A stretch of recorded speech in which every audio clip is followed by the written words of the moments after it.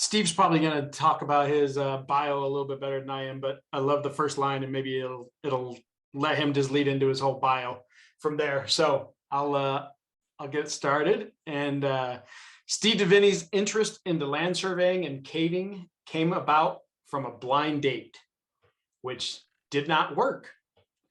The date eventually became his wife and introduced him into his 23-year-long professional land surveying career and the National, how do you say that?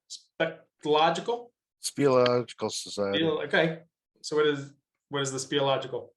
Yeah, the National Speleological Society is a group of, it's a small group of cavers in the United States, but it's also belongs to a nationwide organization, and we have a little history I'll present on that. So okay, cool. Then I'll probably let you turn into let you lead into the rest of your bio, because you got a lot going on. Very busy guy. I love it. And surveying is just a small part of your bio. Well, the survey part has branched out. Well, my name is Steve DeVinny. I work for NV Energy in the land survey department. We work alongside the right-of-way agents in the Land Resource Center. So we do just about everything in there.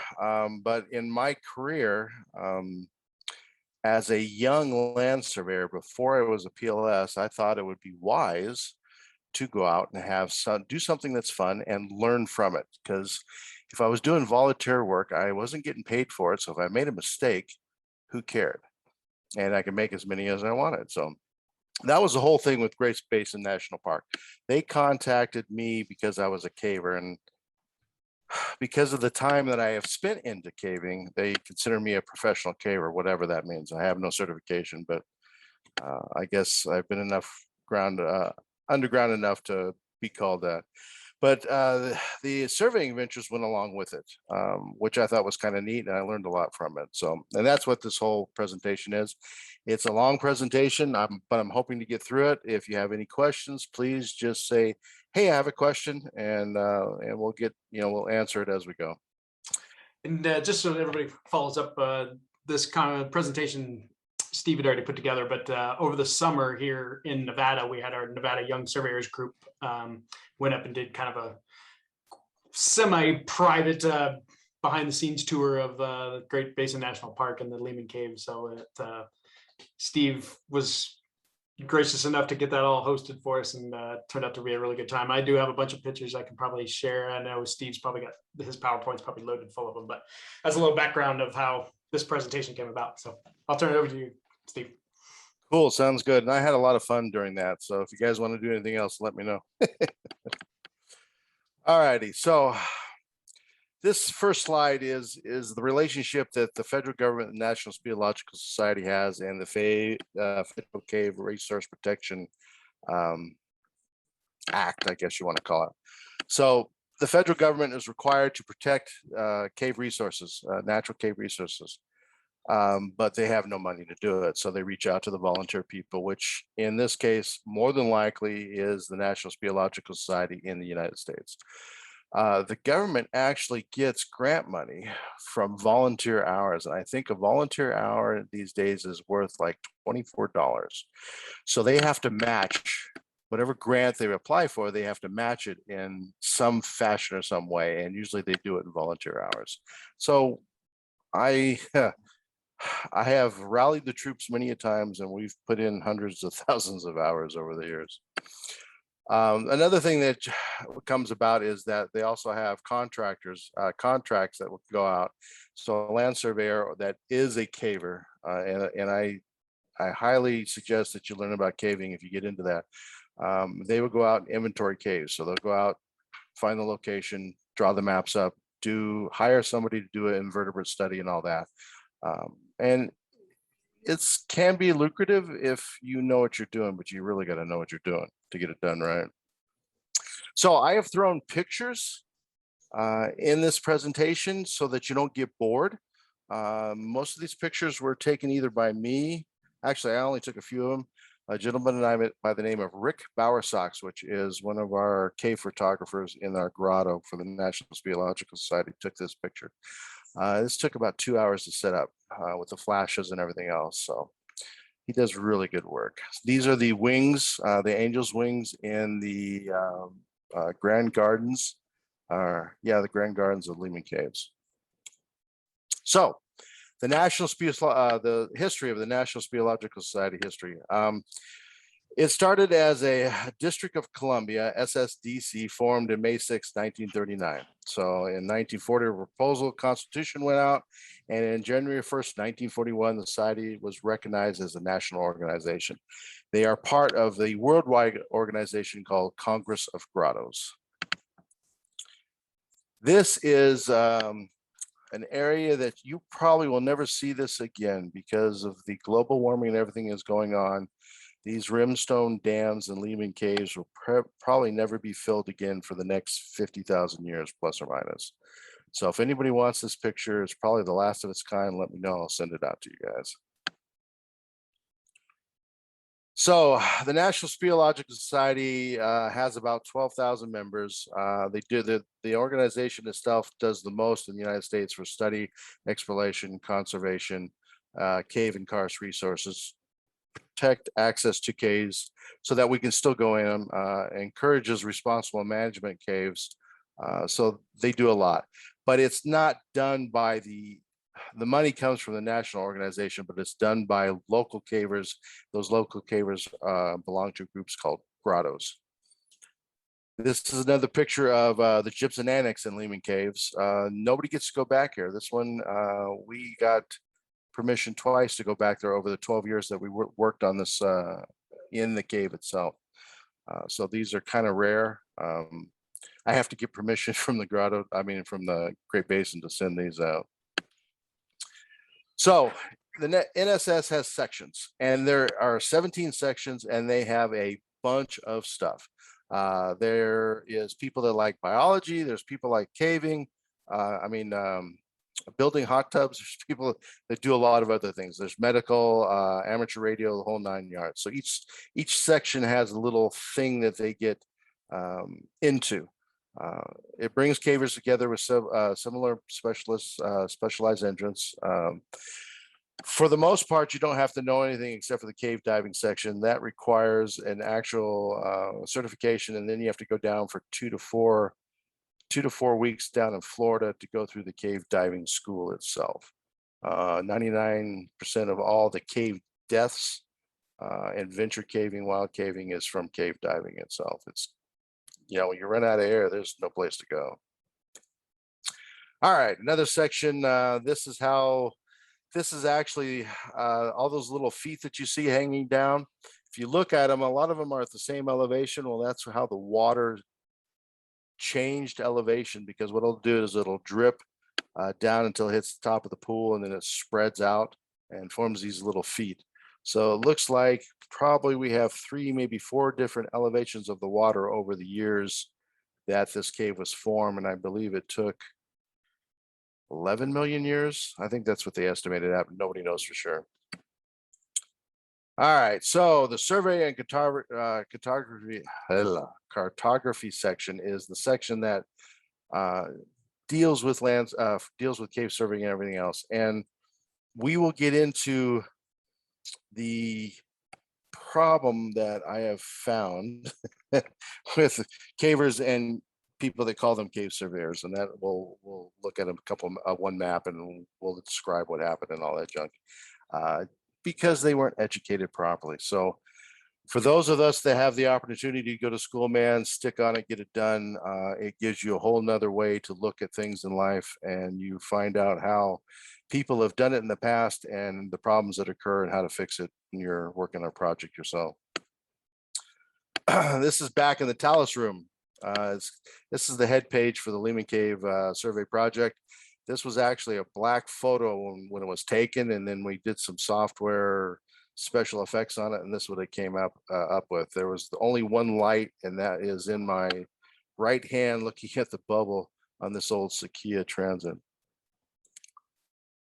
So the mapping project, which is one of several we'll discuss tonight, this one started in May 24th, 2003. And the primary focus that the park wanted this was an accurate map. They wanted a good GIS system and for future studies of the cave. We never really finished the map completely. It was just getting too difficult, too expensive. And we worked on it for about 12 years, and we have over 3,000 volunteer hours into this project just for the mapping. That's not including everything else that came along while we were doing the mapping project.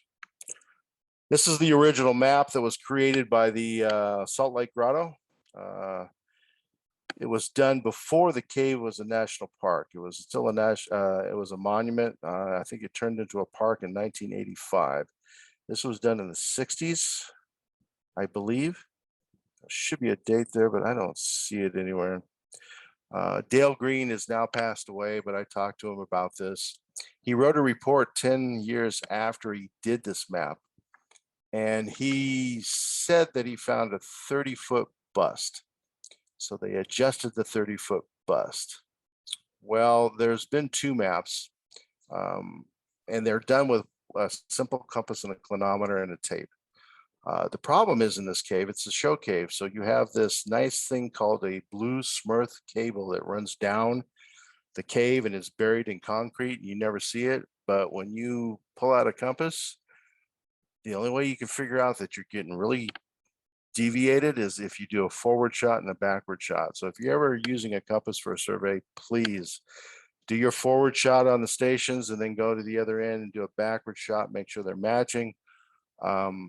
Dale Green's map was 150 feet off from where our survey showed everything.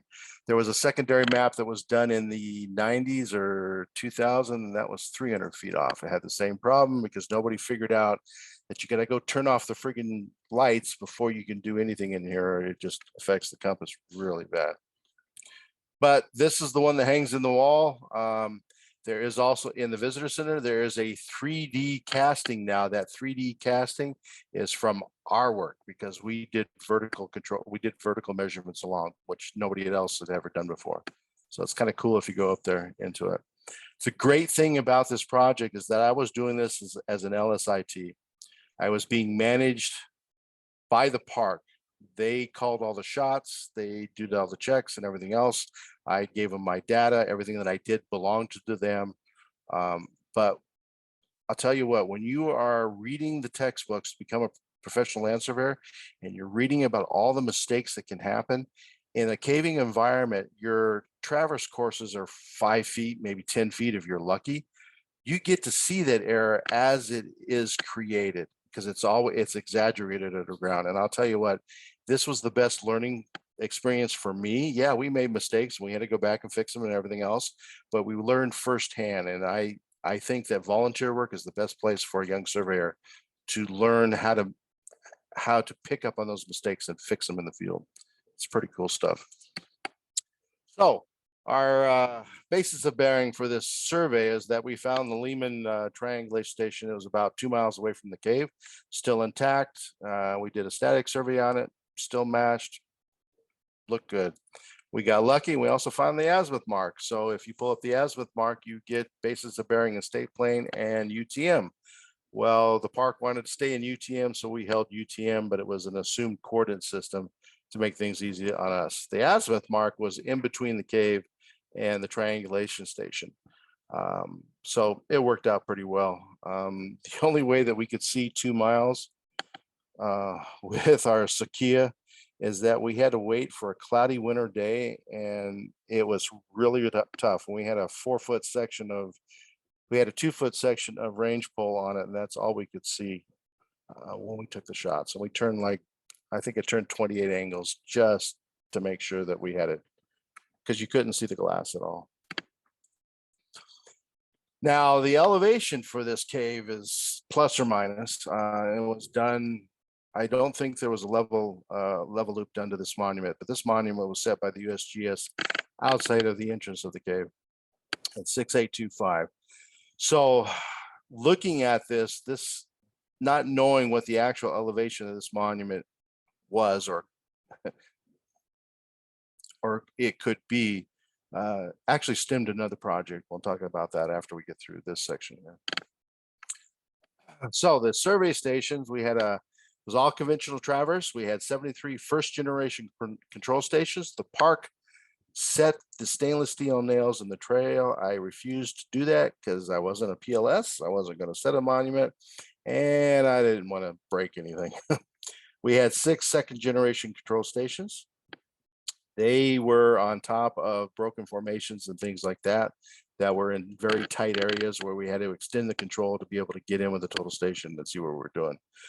All the elevation was done with a was a single wire level loop. They were 3 of them.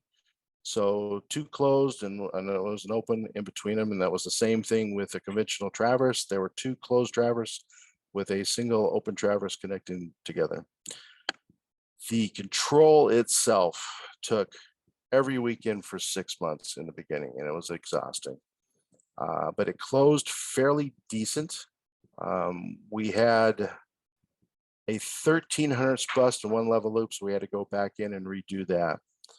And we found it was just an inverse of numbers. So it worked out fairly well. This is what it looks like. Point number 6, which is on the lower right-hand side of the screen, that is actually at the front of one of the doors to the entrance, and point 38 is on the bottom, is also where the exit door is approximately. Point 3 and 4. 3 was the point that we were looking at from our triangulation station, and then we brought it in between 4, and then we used 39 to close the first loop. So between I guess 4 and 4, and then all the way over to 32, and then back to 39. That was the first.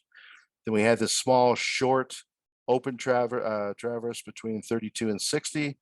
And then we closed, looped around in the back end of the cave. So any questions? Anybody have any questions up at this point in time? Danny had just thrown, it was one of your very first pictures. He had asked if some of that stuff in there was caliche. No. Yeah. No, none of it's caliche. The way cave formations form is that you have ground, it rains on the ground, and then that groundwater combines with things in the soil and creates a low-level acid. It's about the same consistency of a soda that you're drinking. So it dissolves things as it runs through. It hits a void, and when it hits a void in a cave, an opening, it will drip. And when it drips, the air pressure, because a cave breathes, there's barometric pressure in it, and it will breathe in and exhale on certain periods of time, depending on when the weather is outside. So that airflow will cause the precipitation, the water that's dripping down, to evaporate, but it leaves back everything that's been dissolved into it, and that's how things grow.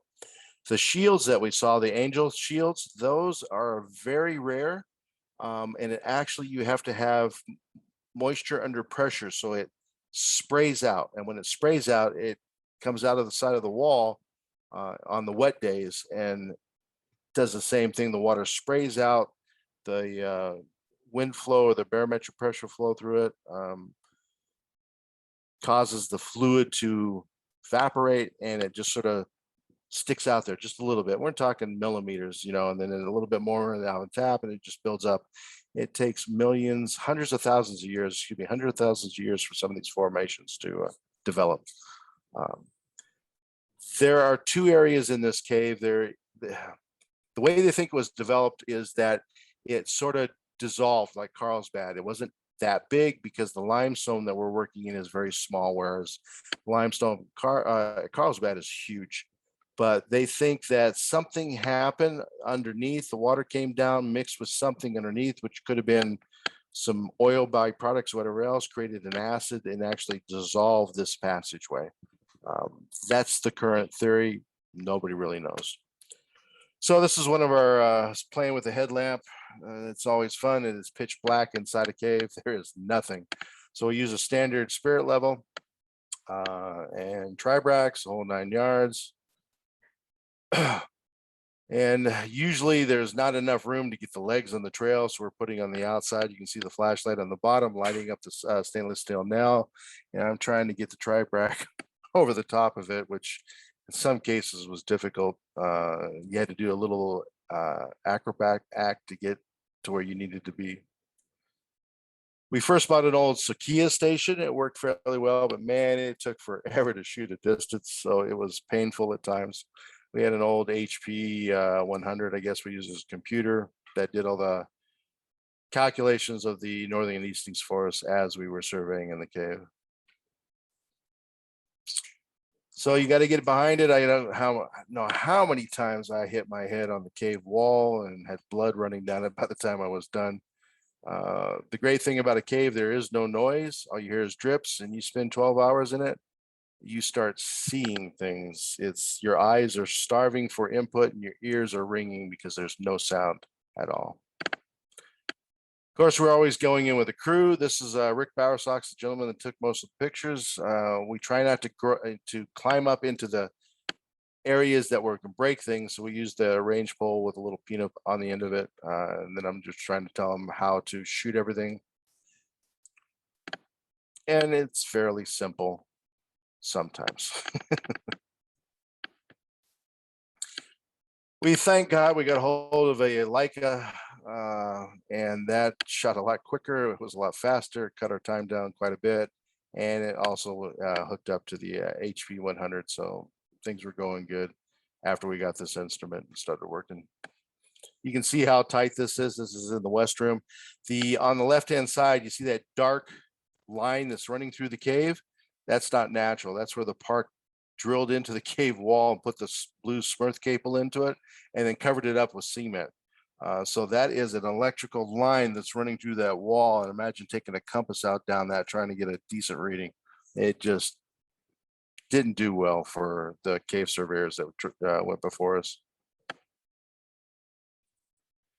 And of course, we can't get all the way to the wall sometimes. We'll take a shot on the floor and then we measure back. Everything's off 90 as possible to the center line of our control that we had set there. That's the way we did a lot of it. For the vertical, we would shoot the ground and then we would measure it up with a disto. So we'd have our notes that said, natural ground or trail or whatever else. And then we'd have a plus to the ceiling. Kind of nice though. We learned real quick we had to use red lights because if we were using white lights by the 2 or 3 hours, we all had massive headaches. So we had to go with the red light. That gave us about a 12-hour operation period before hypothermia set in and being tired and everything else. And everybody was in this notes. I was checking notes here, I think. The young lady was my scribe for this for this trip. We had so many different people in here. I think we had over 40 or 45 people on the final submittal to the park for having helped with this. And of course my kids got sucked into this too. And we would have them surveying whenever possible, keep them from being bored. And they grew up in this cave and they spent many of hours surveying with me. When I say, hey, let's go survey, they run now. They don't even want to get into it. It's an older picture. The board's stiff, waiting for us to get everything set up. And then you've always got to have fun, right? So there's a fooning site where if you take a fooning picture somewhere, you can put it in there. I think this is the only fooning picture ever done in Lehman Caves. All right, any questions? Do we have anything about the Lehman Caves mapping project? Anybody got specific questions on that one? I have a question. This is Pat Lehman. Yeah, go for it. I was wondering, why didn't you scan it? Well, okay, we did once. We actually, first, this is a volunteer project, so all the money's coming out of my pocket. Okay. All the equipment was bought out of my pocket. We're not making any money. We're paying for gas up there and back. We did get a scanner from Monson and we were like, yes, they actually let us borrow a scanner. In fact, they let us borrow some GPS equipment too, wherever we asked. They're great people to deal with. So we went out and we did a whole weekend of scanning, brought it back, dropped the data in, and I didn't have a computer that could handle it. So I still got the data and I was actually able to put it in TBC and start processing some of it. But you're talking about an LSIT that's not making much money Okay. Yeah, we just didn't have the resources to do it. Now, the park, we told them about it. We sent them the scan information. The park actually hired somebody to go in and do a photo scan. So now they have a 3D representation that you can actually online view the whole cave due to our control network, because everything that they did after that was based off of our control network. Okay. So, but Thank yeah, you. that would have been great. We didn't have the experience or the equipment. Sure. Any Thank other you. questions? All right, so I can't see what it says on top of this picture. What does it say on top of this picture? You got mountaintop static project. Oh, yes. Okay, so you remember that benchmark There that you was in go. front of the cave? Yeah, the one that we didn't know for sure what the actual elevation was. Well, Tim Wolf came along and says, hey, let's go have some fun and climb to the tops of some mountains and do some, let's see if the elevations are what they say they are. I don't know if anybody knows the history of all the monumentation up on top. They went through it, turned the angles, and some of it they leveled, some of it they didn't. But everything was done originally old-fashioned, traverse, level loops, and everything else. And then when they came through and tried to fix the system or update it, they decided that they had the angles, but they didn't want to spend all that time on the vertical calculation. So they came up with a program to do it. And they said it's plus or minus 2 feet. So that was the thing. It says, okay, let's go observe these with GPS and see if it's plus or minus 2 feet. That was the whole reason behind this project. And it was some beautiful territory. So, yeah, let's sort of talk about what happened with the project though.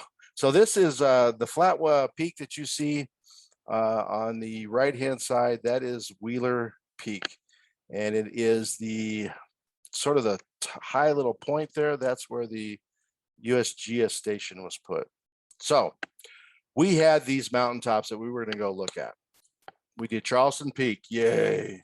Did Wheeler Peak, pretty cool. We tried to do Boundary. We got hit with a freak snowstorm on the way up, so it was called. We went back, no problem. Nobody got hurt. Everything else. The report, I'm still in LSIT. I'm still under the supervision of the PLS and NOWS. So the report went to the board freaked out. Oh, we can't do this, somebody's going to die. So they killed the whole project, which was painful. We were having some great results and great numbers, but it is what it is. So moving on. So these are the peaks that we picked. 8 of them, we got 2. This is the trip up to Wheeler. The camera got broken on the Mount Charleston, so the pictures are no longer, they're all blurred. So there was no way to fix it. It was all 35 millimeters, so we didn't have a digital camera. So the hike up to Wheeler Peak is really cool. If you want to do this is the second highest point in the state of Nevada. To me, it is the tallest mountaintop because Boundary Peak is not a Boundary Peak. It's a little bump on a ridge going to California. So that's just a personal thing I have. But this hike is pretty cool. You start at 10,000 feet. You can drive up to 10,000 feet and you're only hiking up another 3 to get to the top of the peak. But when you're carrying 70, 80 pounds of survey equipment, it gets a little tough. So here's the trip up. There's the backpack that I was carrying. There was only 2 of us on this trip.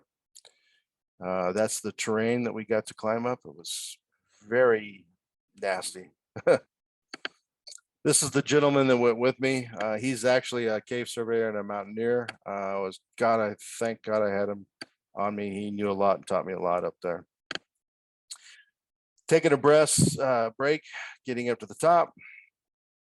We get to the top, and of course, there is a plaque with the elevation on it, and we already had the USGS elevation, so now we have 2 numbers that don't match.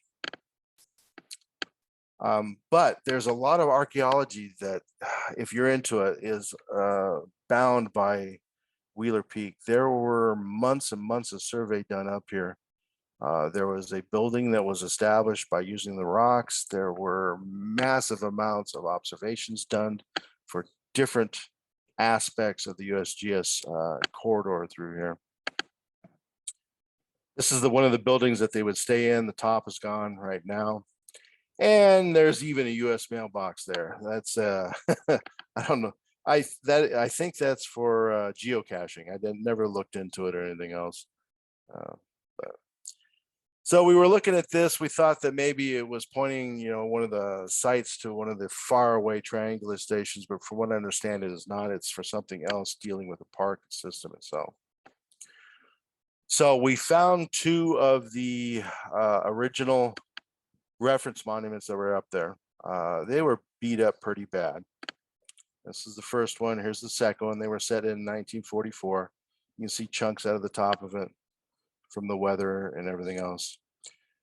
This is the triangulation station. If you look at the USGS data sheet for this, it was a bolt that they sat in there and they screwed their instrument into it. So when we found it, all it was a hole. It matched up with the reference monuments. I mean, it pulled to the 100th. It was sweet. Checked well, but we're going like, well, crap. How are we going to get an elevation off of this?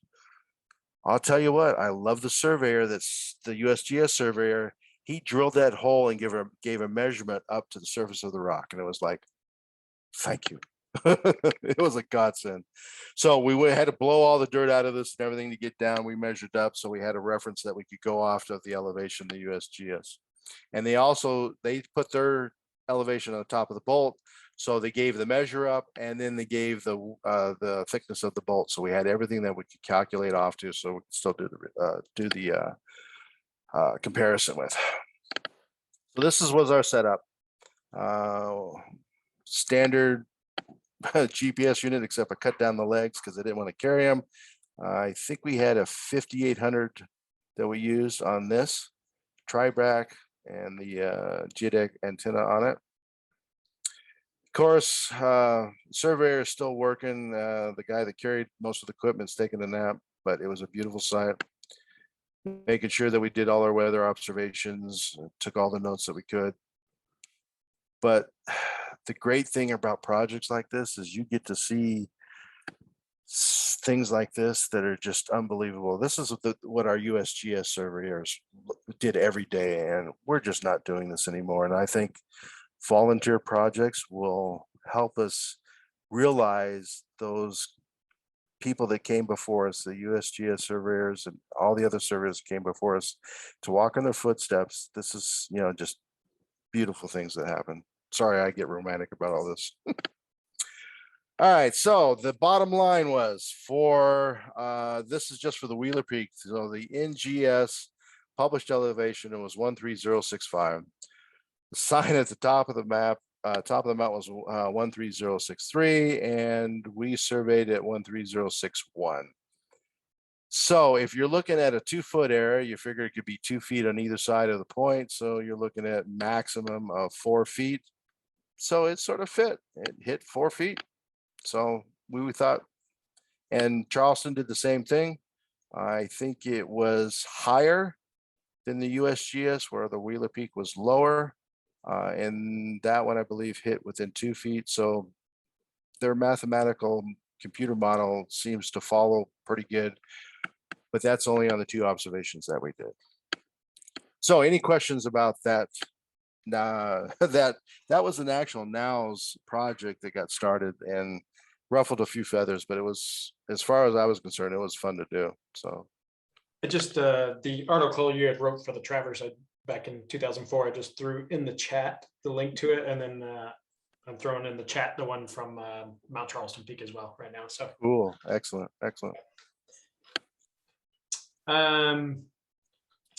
Yeah, I noticed even in the article for the Mount Charleston one that there was no pictures, but your other one did. So yeah, I got some 35 millimeters, but they're all blurry. I ruined a perfect camera. Actually, I ruined the lens. Oh my goodness. Okay, so you spent 18 hours up there, so a couple-day project. And then what about the Mount Charleston one? Same thing. And I know, didn't you take kind of like the engineering route? You took a kind of a crazy route up to the peak, because I've climbed that peak a few times. But yeah, we counted on Tim Wolf to show us the shortest way. I'll tell you what, Tim Wolf is a billy goat. It about killed us. Yeah, we got halfway up and we were dying, and we were so steep we had to sleep on the uphill side of the pine tree so we wouldn't roll down the friggin' mountain. Oh my gosh. It was just like unreal. So we got up there late. We were Yeah. going to get up, we were going to get a long, really long, but we stayed a little late. It was me and Wooten from the water district that went up on this one. Got it. We were dead tired at the end of the day. We actually ran out of water coming down, Can imagine. but it was fun. It's It was fun. that's a good hike. Okay, so Yeah. your next presentation that you're doing is Great Basin National Park Cave Control Survey. Yeah, so everybody knows about the water line that was predicted to go up there, right? Draw down the water in the aquifers and everything. Well, the USGS came in and said that, well, if they do that, all the caves at 7,500 feet or lower are going to be affected. So the park needed to know where they were in elevation. Now the park has already done the mapping of the cave, and it's it's still, at least these, I should say that the cave maps for the rest of these caves that are outside Lehman's are pretty good, because there's no electrical lines and it's all limestone. So there's nothing that's affecting the compass. So they can get pretty close. But the problem was that they didn't have any money to go figure out where the cave was in the world. All their cave maps is, done off of magnetic north, and they have no way to put it on the face of the earth. So they called me, since we were doing the friggin' Lehman caves, and says, "Hey, can you help me on this?" I says, "Why not? I never say no." So, which is, I got to learn to say no, or I'll be working till the day I die. Exactly. So this is the entrance to Lehman Cave. They actually submitted it shut, but they found that when they submitted it shut, they changed the environment, so they had to break into that concrete. They put this gate on it because bats can maneuver around this and nobody can get into it. But they also put, and that was the comment about the 7,500 foot elevation for the caves. They also put these monuments in there, and this LH01 is Lehman 01, which is one. They also is a smaller cave called Lehman that is LH02. So most of the caves had these already in it, and they tied their maps into these. So all they wanted us to do is go give them a latitude and longitude, or a latitude and longitude, a UTM coordinate, and an elevation on it. So I said, sure. Never say sure until you see what you're getting yourself into. Oh man. So it was all over the freaking park. So we had to go out and set control. So there was a couple weekends where we were putting monuments underground. We wanted them deeper than the frost level, so they wouldn't move as much. I actually bought two 4700s now, and I've got the old L1, L2 geodetic antennas on them. We picked these off of eBay, and we made sure they were working right on known monuments, and they seemed to work fine. Then we got an 18 amp battery, which would get us through 24 hours. So we did this all over, and there's always two sets. There is another monument that is out of the picture, and then we also ran a controlling GPS unit on the Lehman Caves Traverse, so that was always on when we were bouncing around doing all these things, and we did all the baseline processing on it ourselves.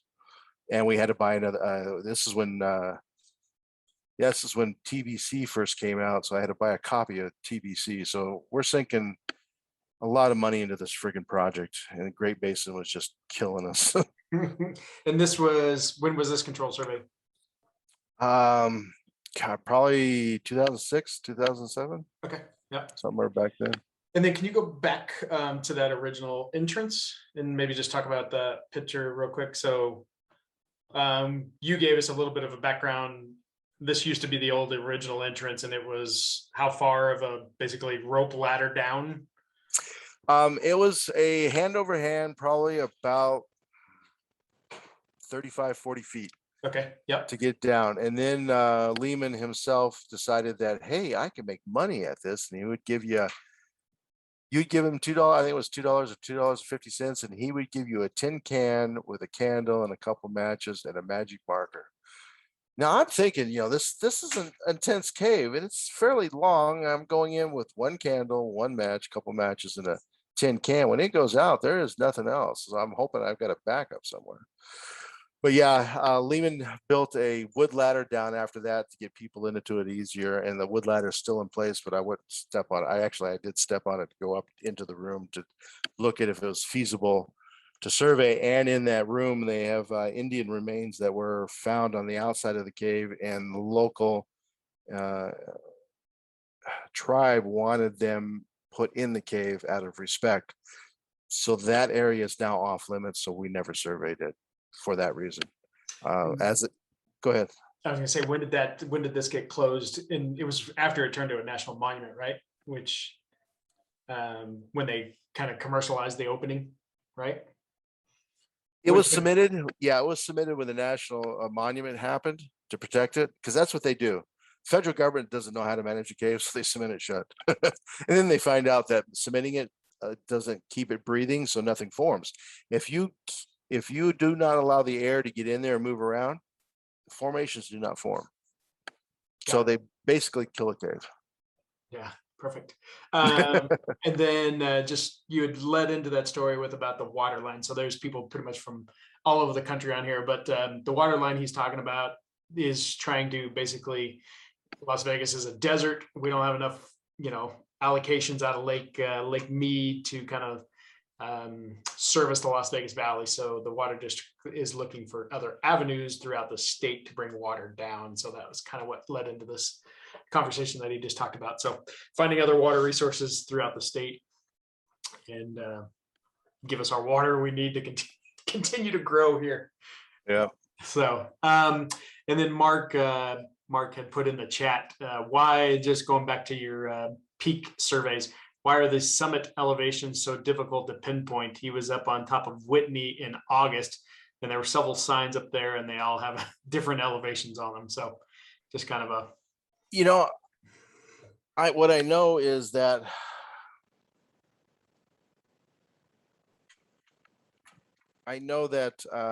when we did it, there was an organization that was updating all the elevations, and they kept searching things and everything else. And so when we did our elevation, they called me up and said, "Hey, did it change?" And I says, "Well, no, it's always been the same elevation, more or less. Geology is not pushing it that high." But we did not give up that information, so it did not change. But there are certain people that will go up there and survey it. And when this organization that does keep track of all the peaks and everything else, they will start putting numbers in. The park themselves will hold a number, and then they never change that sign up there. So yeah, you get surveyors that are working with the NGS if they post it, their survey of that. And then you got this other entity that's trying to update all the mountaintops. And then you got the parks themselves. So you've got like 3 or 4 people that got different ideas what the actual elevation of the peak is. Gotcha. Yeah, no, that makes sense. Yeah. I like it. Yeah. Very cool. Did you have another subject after this one? I've got 1 or 2 more. Yes. If you guys want to hang in there. Yeah. So far, so good. So yeah. So this is it. This is the one that we were talking about. Okay. These are just slides of the area that we were serving in. So we do a static session. This one was nice. I had to sit there and hold it for a half an hour, or would have fell off because the monument is right there on that little nub. And then we get to traverse from our GPS station control into where the caves are, which was kind of cool. And this is right over a creek. I mean, surveying doesn't get any better than this. Down into Snake Range, Snake River area. There's a cave actually down in those boulders and everything else. And our final product was a data sheet that we came up with that we kind of thought was artsy craftsy and looked pretty good. So they have about 8 caves or 10 caves that we did this for. So we gave them the state plane, we gave them the UTM, gave them the Latin longs, and then a GPS elevation. And that was our final product. And it seemed to work well for them. So always say no to volunteer projects, please. They actually they got a grant to remove part of the trail in the cave. And we used our control systems to take the existing control from the map to take a photo before the trail was moved, a photo after the trail was moved, and then put it all together, because they got so much money for this that the people that were funded the grant wanted to make sure that they were doing what they said they were doing.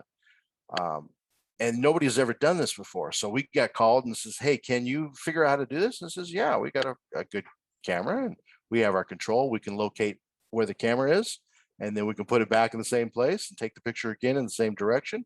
And we can give it to you. So this is the area, one of the areas where they remove the trail. This is called the talus room. Nobody gets to go back there. When limestone is put under pressure, it creates marble. And that's what you're seeing here is limestone and marble. We'll see all the friggin' talus. I mean, all this stuff that's dropped down. That's because the marble wasn't put under enough pressure for long enough. So it fractured and all this stuff comes down. In 1985, part of this trail got taken out. And luckily it was at night and nobody was on it, because this was part of the main tour. So this is closed now. You can only go back into it if you're doing scientific study. And this is half of the room. This room is the length of a football field in Lehman Caves that nobody gets to see. The oldest signature is back there, is 18 something from the Southern Utah Times. So we set up a camera, we located it. You can see the little peanut on top. We had a spot on the camera that we always located from. Then when they started taking the trail out, these buckets are 100 pounds a piece with asphalt, concrete, and sand. It was miserable. But here's the final product. So the top one is a portion of the trail that you can look at in the Grand Palace. So you see on the left, where's the handrail, and then you see the asphalt concrete trail. The gun is in the same spot, and then the below picture is afterwards, and they removed everything. You can still see where they chiseled away at some of the formations. Those are still there, but everything else was taken out. It was a 2-year project. Here's another point in the west room going into the talus room. You can see the blue smurf cable. It was brought up. There's a hole there. We have no idea what the hole was for, but that was a good reference point to make sure that we matched up the pictures. So that's what we had to do with over about 1,000 freaking slides. I would stay up at night and just my eyes be watering trying to match these up and strip them down so they look perfect. Volunteer work, but we learned a lot. Holy moly. So there was another thing that we started on the Nevada Cave Survey. I don't have any information here. It's sort of what we did is we went out and found as many caves as we could, and we did static on all of them. So we have an elevation and a horizontal distance now. This is Lehman Caves and Mount Wheeler. So word of warning, okay? You want to get into caving, these are the two things that you got to remember. And I want to drive this home for everybody. All right. There's the vertical component and the horizontal component. The vertical component is just you got to get into these caves that are a free drop. I have 2 children that are efficient and calmed. So you train and train and train. This is a rope walking system. He's 30 feet off the ground and he is happy as can be.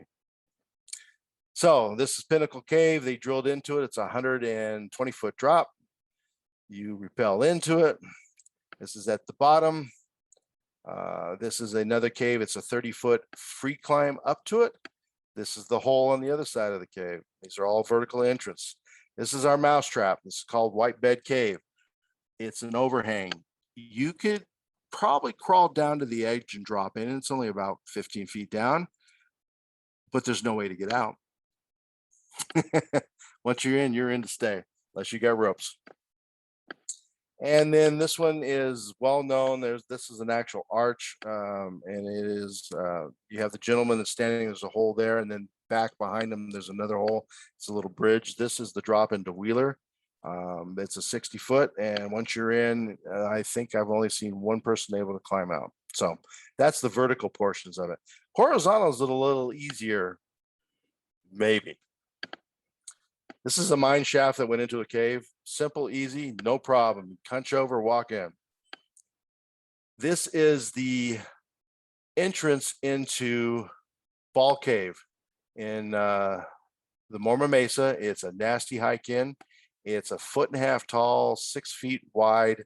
You go in 30 feet and there's a hole. When you get into the hole, you notice that you're tasting mountain lion hair. So yeah, there's creatures that use these too. Now, horizontal is good until it gets really, really tight. These are a set of pictures going through the birth canal in Pinnacle Cave. So look at it. You're going through with your arms above your head. You can hear your heartbeat echoing off of the channel itself, and it's really cold. So here's picture number 1.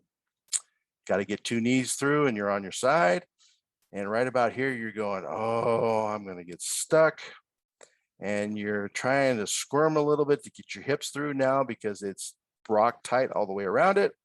The hips finally pop through. You still have to rotate to get your shoulders through. Your arms are still above your head. Get that midsection through. The face, love the face. And that's the way it looks going through this friggin' tunnel. Sigh of relief, and you always have your buddy that's backing you up. This is the top of the cave lunchroom in Pinnacle Cave. There you can see the little light and the person. Beautiful cave, but it's a vertical and horizontal. Not too many people go to it. And that's it. That's all I got.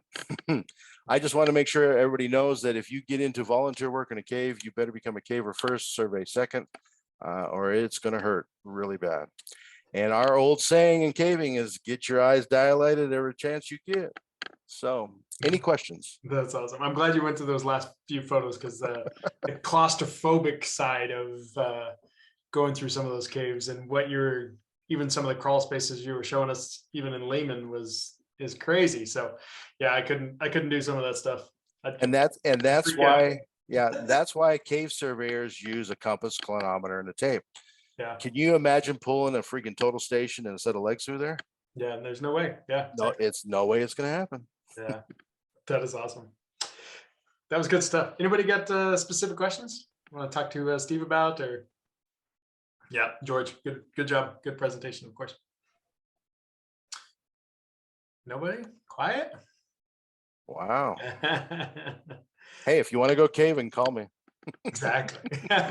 So, we talked about volunteering on another subject, and the conversation when we were up there with the YSN was leading into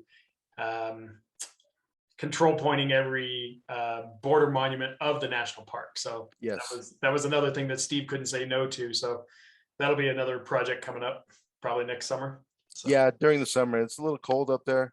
Yeah. In the summertime, we can camp out. We probably get a free camping ground in the C, group campground C.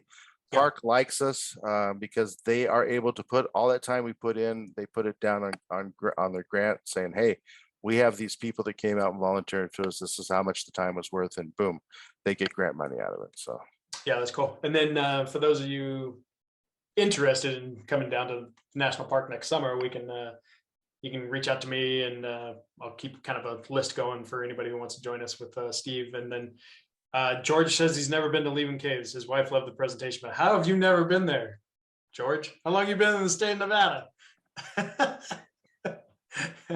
That's funny. Well, actually, I was born in this state. Yeah. But I've been back here since 1970. And you've never made it over there yet. My wife's been there. She went a couple of years ago with my daughter. So she's got one up on me, and she loved this presentation. She enjoyed it as much as I did. Nice. Very cool. And I'm inspired now to go. It's beautiful. I did throw a couple, you can look on a couple of things like TripAdvisor, or even just search it, right? And I threw in there the 3D scanning virtual part of that as well. So it's something to see in person, though, that's for sure. Even like Carlsbad. I mean, there's so many beautiful caves out there, but this one's cool. We took a 6th grade class up there one year. Oh, nice. Back when my 4-year-old daughter was in 6th grade. It's been a while. A little while. That's awesome. Well, yeah, remember the Great Basin National Park is the least visited park in our system. And there, when you go out on a trail, there is no trash. and you don't see anybody, and it's pristine. So if you Yeah. want to go out there and just relax and get rid of the stress, it's the place to go. Beautiful stargazing. It's definitely, it was even rated like darkest spot in the United States or something like that too. So Yep. And watch their programs, because they usually have a person that brings out a couple telescopes and actually has astronomy sessions at night for free. and I think outside of monsoon season, so we want to do somewhere around April, May, early June, maybe, or Yeah. September, October. We went that last couple weekends of July and got hit with some rain and some monsoon, but there's still beautiful times. But I guess if nobody has any specific questions, we'll let Steve get back to his nightly routine.